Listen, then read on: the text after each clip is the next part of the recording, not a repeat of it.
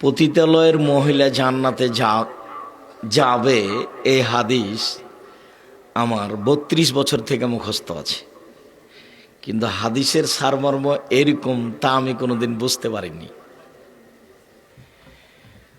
মানে আমার হাদিসটা এখন মুখস্থ আছে, শোনেন আপনি। একজন পতিতালয়ের মহিলা একটা কুকুরের পাশ দিয়ে হেঁটে যাচ্ছিল, যে কুকুরটা ছিল ইঁদারার পাশে। পিপাসা তাকে এমন লেগেছিল কুকুরটাকে যে মনে হচ্ছে পিপাসা কুকুরটাকে মেরে ফেলে দিবে, মানে এখন পিপাসায় কুকুরটা মারা যাবে, জিহ্বা বের করে ও হাঁপাচ্ছিল।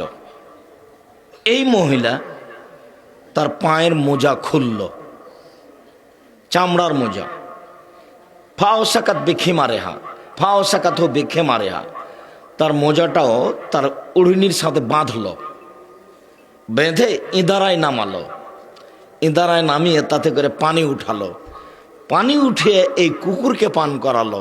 ভাগ্য ফেরালাহা, এই কারণে এই মহিলাকে ক্ষমা করে দেওয়া হয়েছে। তো উনি ক্ষমা করলেন শাকুর হিসাবে, আমি এইভাবে কোনোদিন বুঝিনি। উনি যে শাকুর, মানুষের শুকরিয়া আদায় করেন, থ্যাংক ইউ দিয়ে আসলে শুকরিয়া আদায় হয় না, উনি তার মতো শুকরিয়া আদায় করেন যে এইরকম আমি এইভাবে কোনোদিন বুঝতে পারিনি।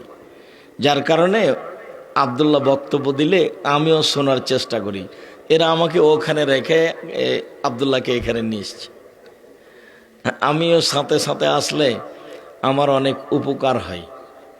মানে লাতিফ যে এইভাবে, লাতিফ আমিও জানি যে লাতিফ মানে কত ছাত্রকে পড়ালাম। অষ্টআশির আগস্টের 20 তারিখ রোজ বুধবার থেকে শিক্ষক, ছাত্রদেরকে আমি কতদিন পড়ালাম লাতিফ, মানে সূক্ষ্ম থেকে সূক্ষ্ম যিনি জানেন। কিন্তু লাতিফ মানে এইটা আমি ওটা বুঝিনি কোনোদিন। লাতিফ মানে কি, আপনি যে কষ্টে পড়েছেন, আপনার ছেলেটা মারা গেছে, তো খুব চিল্লাচিল্লি করে কাঁদছেন, তখন আমি গেছি, যে বলছে ধৈর্য ধারণ করেন ভাই, ধৈর্য ধারণ করেন, ধৈর্য ধারণ করতে হবে, আল্লাহর মাল আল্লাহ নিয়েছে। তা আপনি যে কষ্ট ভোগ করছেন ওটাকে আমি ভোগ করতে পারছি? আপনি মিষ্টি খাচ্ছেন আর বলছেন খুব মিঠে, তা আমিও বুঝছি যে মিঠে, কিন্তু আপনারটা কি আমি ধরতে পারছি? তো আপনার মতো করেই যিনি ধরতে পারেন তার নাম লাতিফ। আপনি যেভাবে ব্যথা পাচ্ছেন ছেলে মরার কারণে, হুবাহু যিনি ওইভাবেই ধরতে পারেন, ব্যথা বুঝতে পারেন, তার নাম কি? লাতিফ। এই জন্য সুবিধা অসুবিধা কোথায় পেশ করতে হবে? ওখানে। তো শাকুরের অর্থ এইভাবে আমি আসলে বুঝিনি কোনোদিন। জাযাহুল্লাহ খায়র।